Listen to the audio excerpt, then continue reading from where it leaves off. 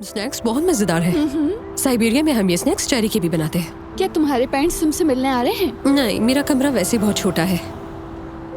पहले मैं खुद डिप्लोमा कंप्लीट कर लूं, फिर उनकी तरफ जाऊंगी।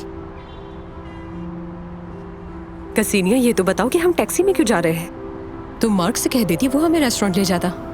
मुझे गुस्सा आता है, वो हमेशा अपनी मोहब्बत का इजहार करता रहता है और ऐसे में मुझे लिफ्ट मांगना अच्छा नहीं लगता। वैसे तुम्हें उससे दोस्त नहीं बनाना चाहिए था।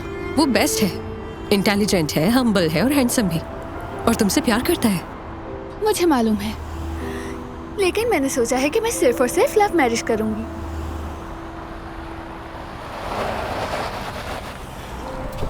गर्ल्स अगर लिफ्ट चाहिए तो बताएं कहाँ जाना है। जी, हम ज़लीनाया स्ट्रीट के एक रेस्टोरेंट जा रहे हैं। तो आ जाएं फिर। हाँ, थैंक यू।